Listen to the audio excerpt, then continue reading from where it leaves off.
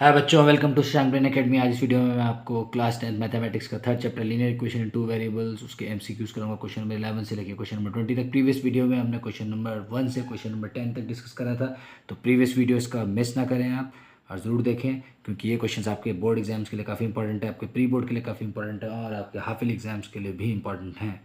ये टॉपिक ही काफ़ी इंपॉर्टेंट है। ठीक है, तो स्टार्ट करते हैं हम क्वेश्चन नंबर 11 से आज। तो क्या कहते हैं 11 question, for which value of a the system of equation 2x plus 3y is equal to 7। And दूसरी इक्वेशन है a minus 1 bracket x plus a plus 1 bracket y is equal to 3a plus 1 represent parallel. तो parallel के लिए क्या condition होगी? ठीक है, ये आपको बतानी है किस वैल्यू के a के लिए, a की कौन सी वैल्यू के लिए, a की वैल्यू फाइंड आउट करनी है आपको। ठीक है, तो स्टार्ट करते हैं इसे हम। ऑप्शन देखिए, a इज इक्वल टू जो है -5 ऑप्शन ए है, ऑप्शन बी है A is equal to 10, option C है A is not equal to 5 and option D है ए इज इक्वल टू 5। ठीक है, तो यहाँ पर हम हेयर वी सी हम देखते हैं क्या जो इक्वेशंस हमें दे रखी है। तो देखिए 2x plus 3y is equal to 7 और जो दूसरी दे रखी है वो है हमारे पास a माइनस 1 ब्रैकेट लगा के x plus a plus 1 bracket लगा के y is equal to 3a plus 1। तो a की वैल्यू निकालनी है हमने, जो ये सिस्टम ऑफ इक्वेशन क्या रिप्रेजेंट करे, पैरेलल लाइन को। पैरेलल लाइन के लिए कंडीशन आप भी जानते हैं कि नो सॉल्यूशन भी पैरेलल लाइन को हम बोलते हैं। तो पैरेलल लाइन के लिए क्या है, for parallel lines, for parallel lines, parallel lines के लिए हमारे पास क्या है, वी हैव पैरेलल लाइंस के लिए हमारे पास होता है a1 upon a2 is equal to b1 upon b2 is not equal to c1 upon c2 होता है ना कंडीशन। तो यहाँ से हमें पुट कर लेंगे वैल्यू। बाकी आपको इक्वेशंस पता हैं किस फॉर्म में होती हैं, a1x plus b1y plus c1 is equal to 0, linear equation two variable, and a2x plus b2y plus c2 is equal to 0 की फॉर्म में होती है। ठीक है, और पैरेलल्स यानी नो सॉल्यूशन भी हम इसे बोलते हैं, नो सॉल्यूशन भी हम इसे बोलते हैं। तो ये कंडीशन होती है a1 upon a2 is equal to b1 upon b2 is not equal to c1 upon c2। तो यहाँ से पुट कर लेते हैं इक्वेशन से। देखिए a1 अपॉन a2 आ गया 2 upon a minus 1 is equal to 3 upon जो b1 upon b2 3 upon a plus 1 is not equal to, ठीक है, वो आ जाएगा आपका c1 अपॉन c2 की फॉर्म में -7 आ जाएगा।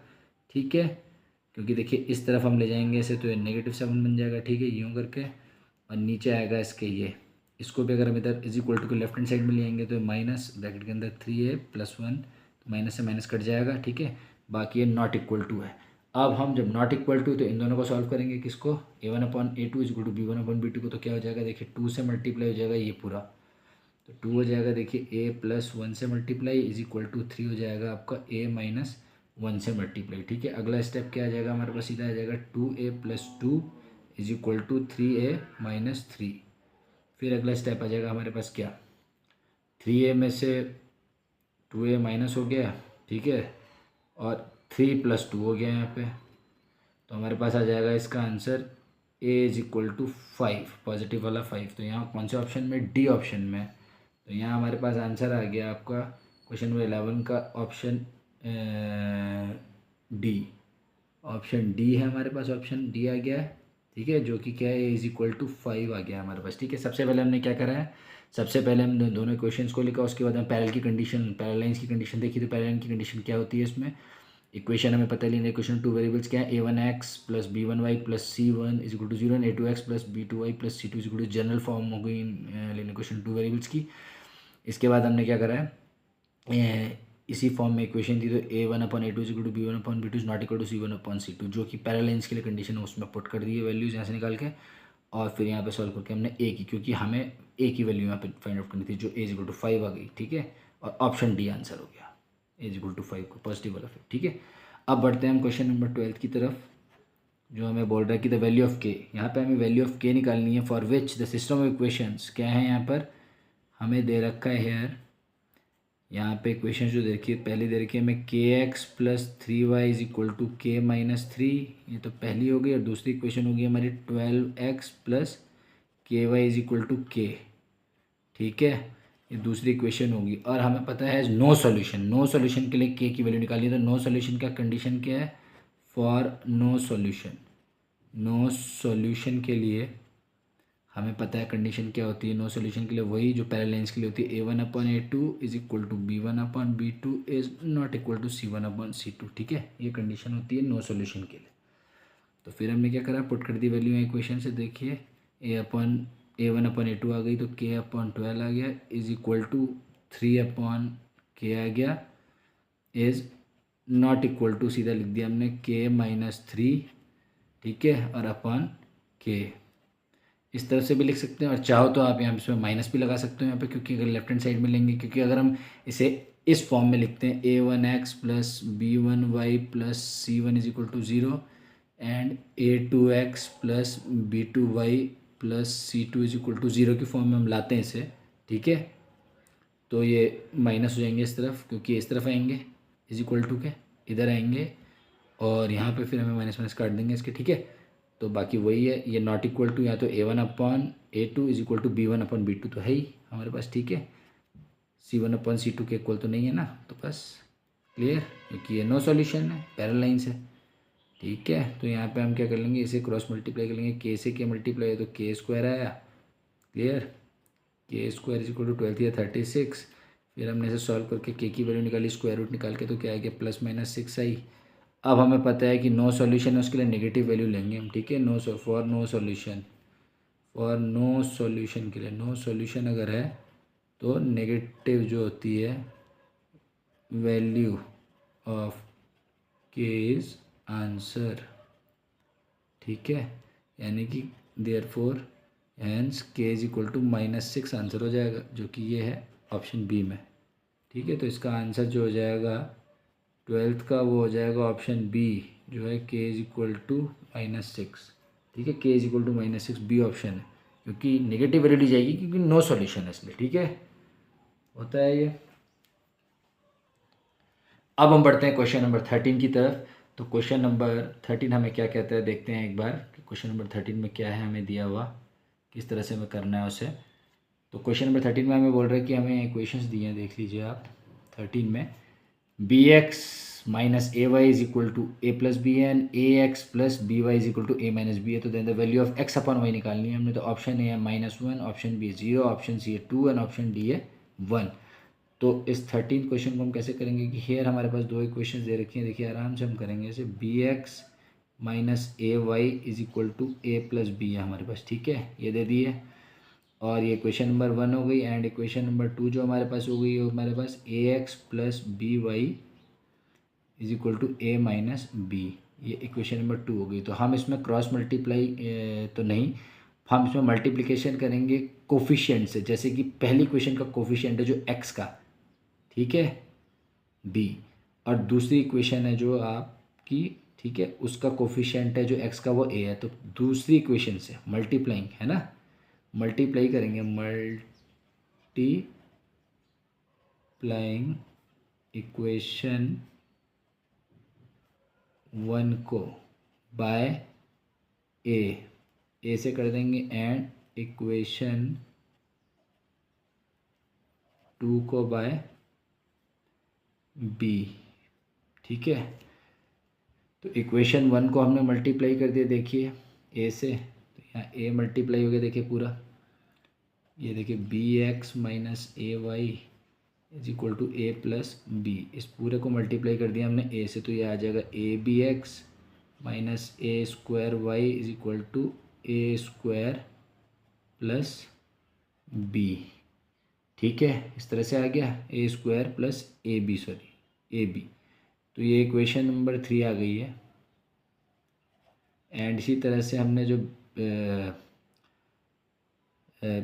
किसको करा है, ठीक है, ए से मल्टीप्लाई करा हमने इक्वेशन नंबर उनको, इक्वेशन नंबर 2 को हम मल्टीप्लाई कर लेंगे बी से, जो कोफिशिएंट है किसका, एक्स का। ठीक है, तो बी से हमने मल्टीप्लाई कर दिया किसको, इक्वेशन नंबर 2 को, तो वो आ गया हमारा A x plus B Y is equal to A minus B. उस पूरे को हमने बी से मल्टीप्लाई कर दिया, तो देखिए यहाँ पे आ जाएगा हमारा b a x plus b² y is equal to a B minus b²। Clear, इस तरह से ये इक्वेशन नंबर हमारी 4 हो गई। इसी तरह से इक्वेशन नंबर 4 आ गई, तो हमने सब्ट्रैक्ट कर दिया 4 को किससे? 3 से। ठीक है, अब हमने क्या है, सब्ट्रैक्टिंग इक्वेशन 4 फ्रॉम इक्वेशन 3 से। 3 से हमने 4 को सेपरेट कर दिया। देखिए 3 से 4 को सेपरेट कर दिया तो हमारे पास आया क्या? देखिए हमारे पास आएगा क्या? फिर हमने 3 से जब 4 को सेपरेट करा तो हमारे पास आता क्या है? देखिए इस तरह से हो गया ना, जो लेफ्ट हैंड साइड वाला इज इक्वल टू के लेफ्ट वाला एक तरफ और राइट वाला एक तरफ हो जाएगा। ठीक है, 3 और 4 तो हमारे पास ये आ ही गया है। तो हमने अब पूरी इक्वेशन लिख दी। 3 से 4 को करना तो हमारे पास आ गया a b x minus of A square y. ठीक है, और फिर ये minus of b a b x और बी एक्स एक ही है। ठीक है, और यहाँ माइनस ऑफ, क्योंकि माइनस हो गया ना, सेपरेट कर रहा है, माइनस ऑफ क्या बी स्क्वायर वाई, यूँ हो गया। इज इक्वल टू करके हमारे पास क्या आ गया? जो राइट हैंड साइड वाला देखो ये हमारे पास आ गया थर्ड इक्वेशन का A square plus A B minus of A B और माइनस माइनस का plus plus of B square. ठीक है, इस तरह से हमने देखा ए बी एक्स और ए बी ए एक्स दोनों को कैंसिल कर दिया लेफ्ट हैंड साइड में, राइट हैंड साइड में ए बी और ए बी को कैंसिल कर दिया तो हमारे पास लेफ्ट हैंड साइड में क्या बचा? ये बचा हमारे पास minus of A square Y और minus of B square Y. ये इस तरह से है, इज इक्वल टू हमारे पास बचा ए स्क्वायर प्लस बी स्क्वायर। अगला स्टेप हमारे पास क्या है? सीधा हमने माइनस वाई कॉमन लिया तो a square plus b square हमारे पास बचा ब्रैकेट के अंदर, is equal to a square plus b square. Right hand side में ये कैंसिल हो गया a square plus b square दोनों तरफ से, तो हमारे पास बचा therefore minus y is equal to 1, यानी वाई इज इक्वल टू हमने लिख दिया -1। तो वाई तो हमने यहाँ निकाल ली। अब हमने क्या करा? वाई निकालने के बाद ठीक है हमने पुट करा नाउ पुटिंग। अब हमने क्या करा? y इज इक्वल टू -1 को इन इक्वेशन 1 पहली इक्वेशन में रख दिया। पहली इक्वेशन के b x minus a y is equal to A plus B है, उसमें हमने रख दिया किसे? y इज इक्वल टू -1 को। तो हमारे पास क्या आ गया? देखिए बी एक्स का B x minus of A into U Y की value -1 is equal to A plus B है। देखिए तो क्या हो गया यहाँ से? बी एक्स, ठीक है, b x is equal b x minus minus minus का प्लस हो गया तो प्लस ए बन गया is equal to A plus B है। फिर हमने क्या करा? बी एक्स है इज इक्वल टू ए को इधर ले गए तो a minus a plus b हो गया, तो ए से ए गया तो हमारे पास हो गया b x is equal to b से बी कटा तो एक्स इज इक्वल टू हमारे पास बन गया 1, बच गया 1। ठीक है, एक्स इज इक्वल टू 1 आ गया। तो हैंस हमें फाइंड करना था एक्स अपन वाई। तो हैंस एक्स अपन वाई हमने कैसे फाइंड करा? एक्स अपन वाई, देखिए एक्स की वैल्यू है पॉजिटिव वाला 1 अपॉन वाई की वैल्यू -1, तो बस 1 अपॉन -1 यानी कि -1 आ गई है। तो -1 जो है, हाँ यहाँ पर एक्स अपन वाई की वैल्यू आ गई है। तो -1 देखिए कहाँ है ऑप्शन में? ये आ गई है। तो देयरफॉर हम लिख सकते हैं आंसर के तौर पे कि जो 13th है उसका है आपका ऑप्शन ए जो है -1, यानी एक्स अपन वाई जो है इज इक्वल टू -1 है। तो देखिए -1 कहाँ है? ठीक है, ऑप्शन ए है -1, तो ये आपका आंसर आ गया। ठीक है, क्लियर? -1 आ गया आंसर यहाँ, देखिए -1। ठीक है, ये हो गया क्लियर। अब क्वेश्चन नंबर 14 की तरफ हम बढ़ते हैं।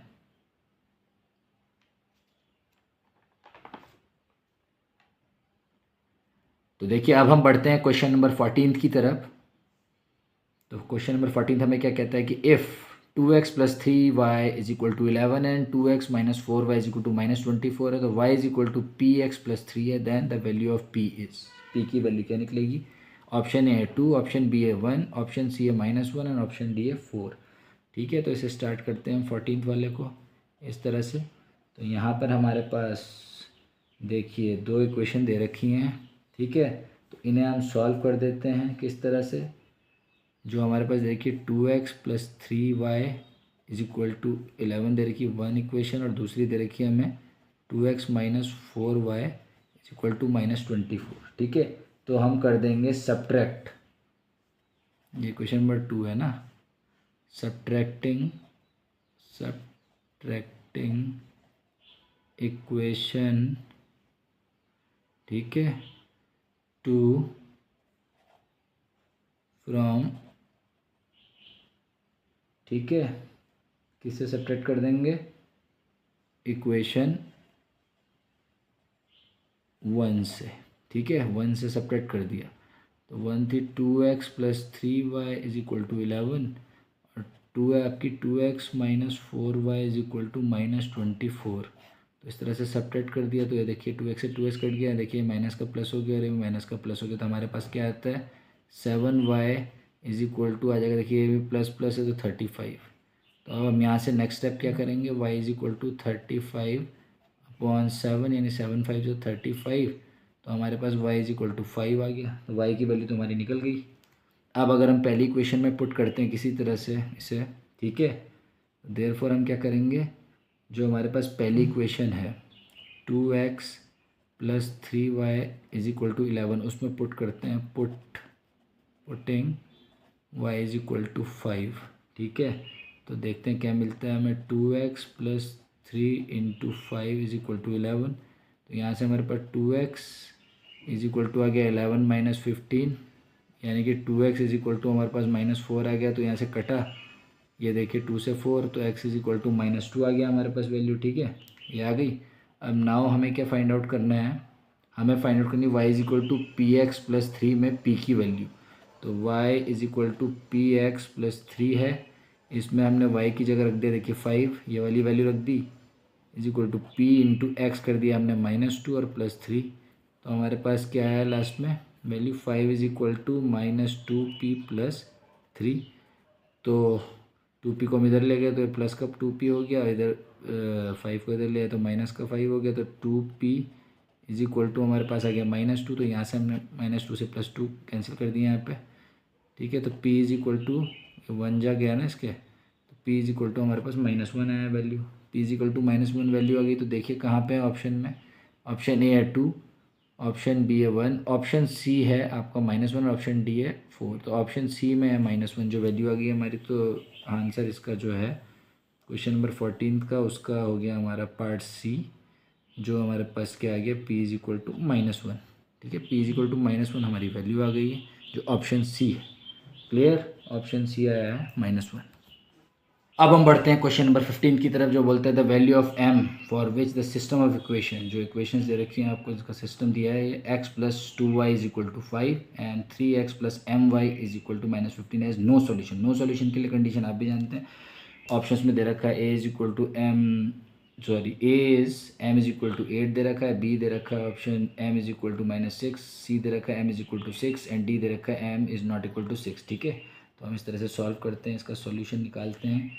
तो यहाँ पे हमें नो सॉल्यूशन के लिए, क्योंकि दो इक्वेशंस हमें दिए हैं हेयर, कौन कौन सी हमें दो इक्वेशंस दे रखी हैं, एक दे रखी है हमें x plus 2y is equal to 5 और दूसरी दे रखी है हमें 3x plus my is equal to -15, ठीक है, ये दो इक्वेशन है 1 और 2, इस तरह से हम सॉल्व करेंगे। नो सॉल्यूशन के लिए हम भी जानते हैं फॉर नो सॉल्यूशन, क्योंकि उसने बोला वैल्यू ऑफ m निकालनी है हमने, for which the system of equation जो है x plus 2y equal to 5 और 3x plus my equal to -15 है नो सॉल्यूशन, उसका सॉल्यूशन है नो सॉल्यूशन। नो सॉल्यूशन के लिए कंडीशन क्या होती है, फॉर नो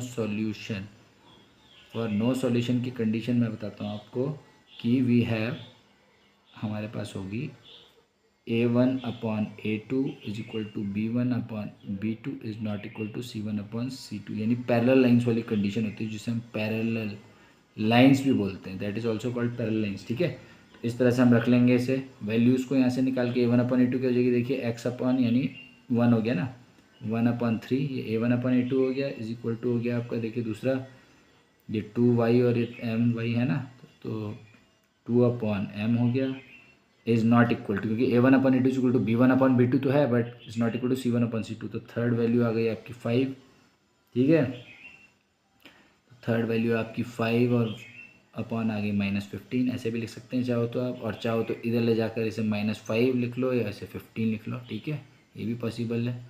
तो ये है नॉट इक्वल टू, तो 1/3 इज इक्वल टू 2/m है, तो इज़ नॉट इक्वल टू 5/-15 है, तो ये वैल्यू नहीं आएगी c1/c2 वाली, तो ये हो गया आपका m से 1 मल्टीप्लाई हुआ तो m आ गया इज इक्वल टू 3 2 जा 6 हो गया, तो m की वैल्यू है 6 आ गई, तो m की वैल्यू 6 का है, जो पॉजिटिव वाले 6 है वो ऑप्शन सी में है, ठीक है। तो यहाँ हम लिख सकते हैं, देखिए m इज इक्वल टू 6 आ गया। तो आंसर जो हमारा 15th का है वो ऑप्शन सी हो जाएगा, m is equal to 6।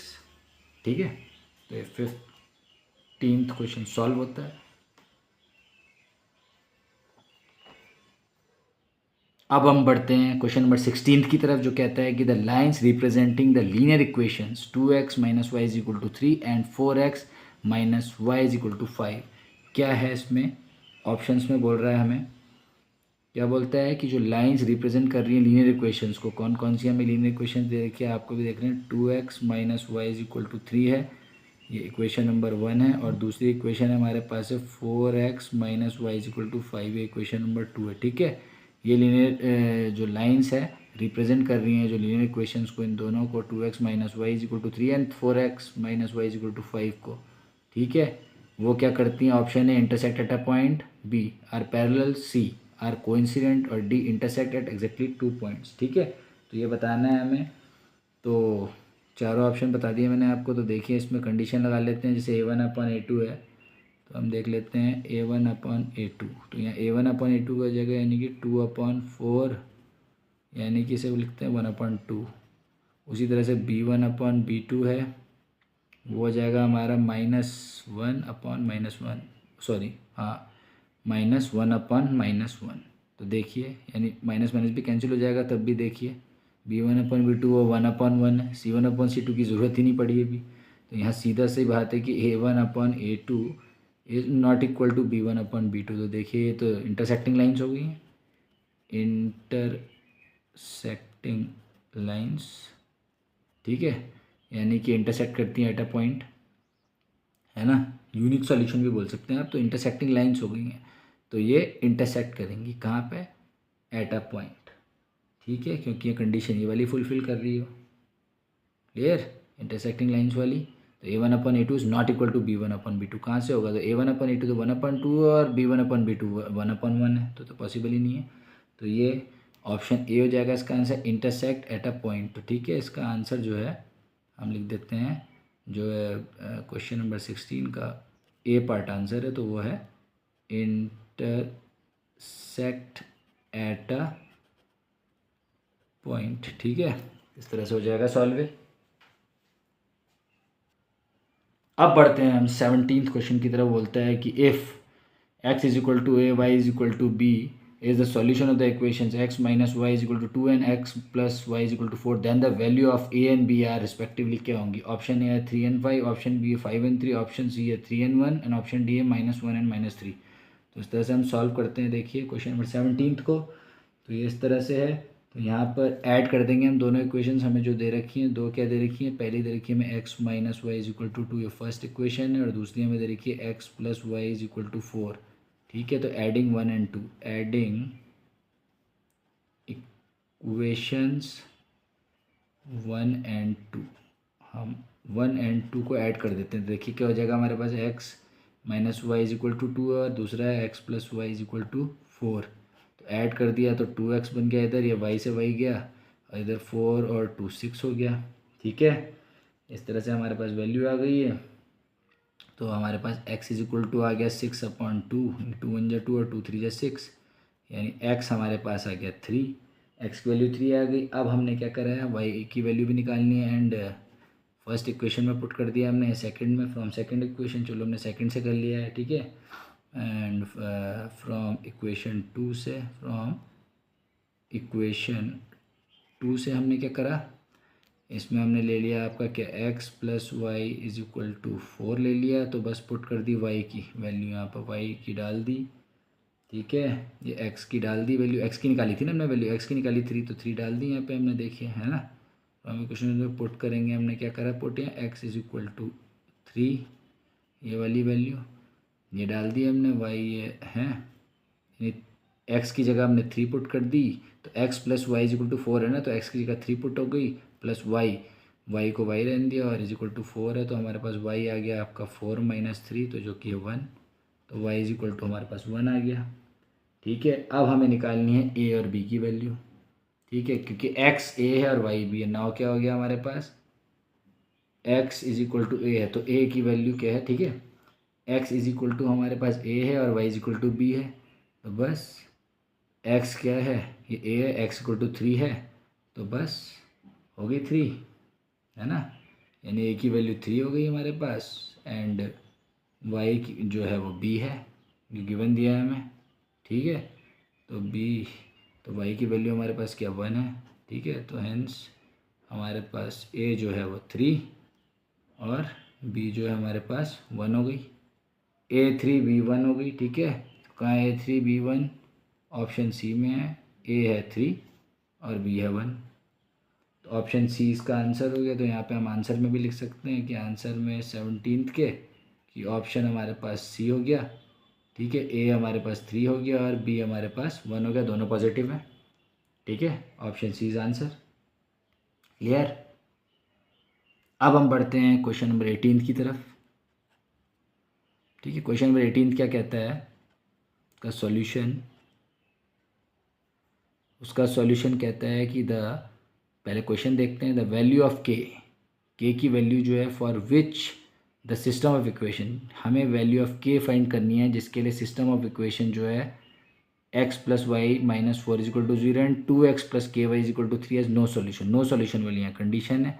Option A है -2, ऑप्शन बी है not equal to 2, option C है 3 एंड ऑप्शन डी है 2।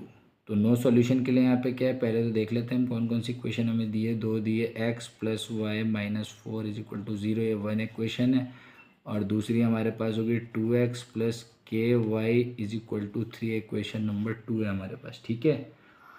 तो नो सॉल्यूशन के लिए क्या कंडीशन होती है, for no solution, no solution की कंडीशन जो हमारे पास होती है वी हैव, उसके लिए हमारे पास क्या है, क्योंकि हमारे पास इक्वेशंस किस फॉर्म में रहती है, a1x plus b1y plus c1 is equal to 0 and a2x plus b2y plus c2 is equal to 0।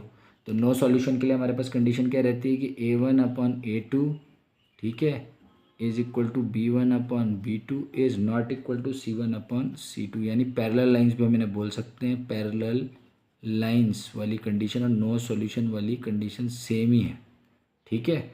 यानी इसके नो सॉल्यूशन के लिए क्या होता है, देख लीजिए एक बार फिर। नो सॉल्यूशन के लिए कंडीशन है a1 upon a2 is equal to b1 upon b2 is not equal to c1 upon c2, ठीक है। तो इस तरह से आ गई। इसके बाद हम नेक्स्ट क्या करेंगे, इसे देख लीजिए, यहाँ से डाल देंगे वैल्यू।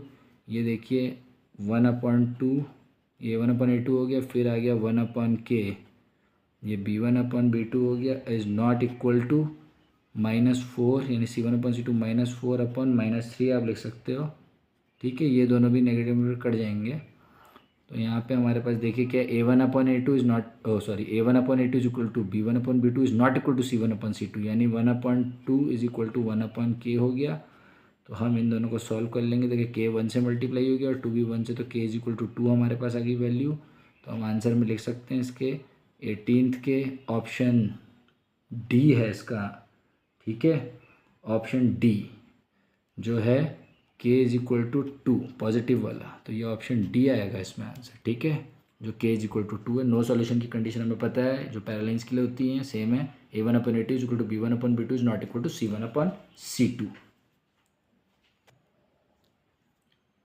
ठीक है। 19th में क्या है, the angles of cyclic quadrilateral ABCDR, ये दे रखे हैं। ए दे रखा है 6x प्लस 10 डिग्री, बी दे रखा है 5x डिग्री, सी दे रखा है x प्लस वाई डिग्री, और डी दे रखा है 3y minus 10 degree. The value of x and y, x और वाई की क्या वैल्यू होगी, तो इसके लिए हमें देखिए इस तरह से निकालना पड़ेगा सॉल्यूशन इसका 19th का सॉल्यूशन इस तरह से। ऑप्शन है ए है x is equal to 20 and y is equal to 10, B है x is equal to 20 and y is equal to 30, C है x equal to 44 and y is equal to 15, and D है x equal to 15 and y is equal to 15। तो हमें पता है hair यहाँ cyclic quadrilateral बोले ना, cyclic यानी सर्कल के अंदर जो क्वाड्रिलेटरल होता है वो होता है साइक्लिक। ये आपने 9th क्लास में ही पढ़ा होगा, साइक्लिक क्वाड्रिलेटरल, ठीक है। साइक्लिक क्वाड्रिलेटरल में क्या होता है, जो सम ऑफ द अपोजिट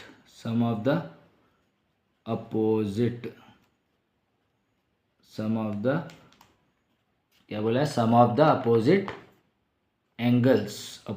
एंगल्स जो होता है वो क्या होता है, sum of opposite angles are 180 degree होता है, ठीक है। साइक्लिक क्वाड्रिलेटरल मतलब जो सर्कल के अंदर क्वाड्रिलेटरल होता है, ठीक है।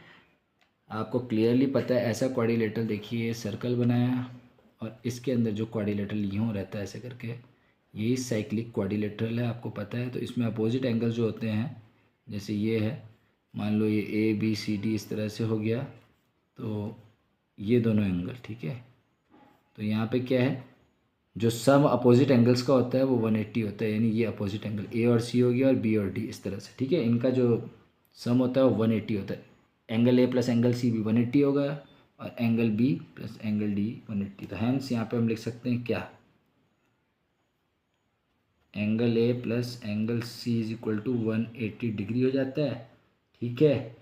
इस तरह से हम इसे सॉल्व कर सकते हैं। तो हम क्या कर लेंगे, एंगल A पता है हमें और एंगल C पता है, दे रखा है एंगल B भी और एंगल D भी। तो एंगल A और एंगल C कितना हो जाएगा, देखिए यहाँ पे 6x प्लस 10 और plus x plus y is equal to 180 हो जाएगा। इसे हम कैसे सॉल्व करेंगे, देखिए 7x हो जाएगा, ठीक है। 7x plus y, 7x plus y is equal to 170 हो जाएगा, क्यों 180 माइनस 10 हो गया इधर से। इसी तरह से सिमिलरली क्या जो है angle B plus angle D is equal to 180 हो गया। इसमें हमने क्या करा है, तो एंगल B प्लस, देखिए एंगल B क्या है 5x डिग्री है, ठीक है। उसमें से प्लस कर दिया हमने, D क्या है, ये 3y माइनस 10 डिग्री है, ठीक है। इसको सॉल्व करके और इज इक्वल टू हमारे पास 180 है, तो इसे भी हमने सॉल्व कर लिया इस तरह से। देखिए यहाँ से 5x plus 3y is equal to 190 degree हो जाएगा, ठीक है। ये भी हो गया सॉल्व। अब हमने इन दोनों को सॉल्व करा बाद में और हमें मिला क्या, बाय सॉल्विंग। अब हमने क्या करा, बाय सॉल्विंग, ठीक है। सॉल्व करा हमने किसको, द अबव इक्वेशंस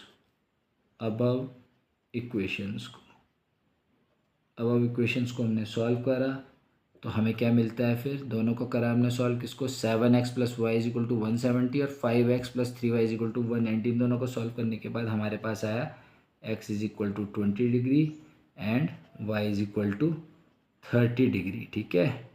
तो ये कौन से ऑप्शन में है भाई, देख के पता चल रहा है आपको, x is equal to 20 degree और y is equal to 30 degree, ठीक है। ये ऑप्शन बी में है, ऑप्शन बी इसका आंसर है, ठीक है। Option B is the correct answer. देखिए ऑप्शन बी आ गया इसका आंसर, क्योंकि x is equal to 20 degree और y is equal to 30 degree, तो ऑप्शन बी इसका करेक्ट आंसर है।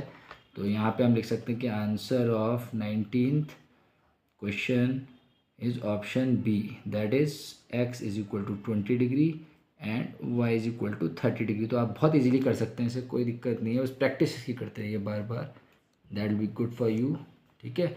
अब बढ़ते हैं आज के आखिरी क्वेश्चन की तरफ, जो कहता है हमें क्या, जो है 20th, ठीक है।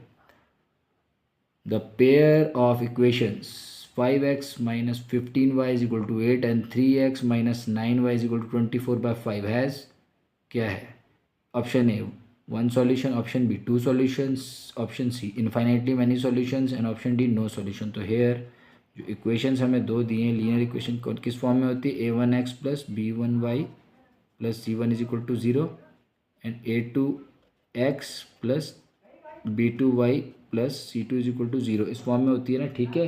तो इसे हम कैसे सॉल्व करेंगे, वो बोल रहा है कि दो पेयर दे रखे हैं हमें और ये दोनों इक्वेशंस क्या है, 5x minus 15y is equal to 8 है, ये पहली इक्वेशन। और दूसरी इक्वेशन में 3x minus 9y is equal to 24/5 है, इक्वेशन नंबर 2 है, ठीक है। इस तरह से है।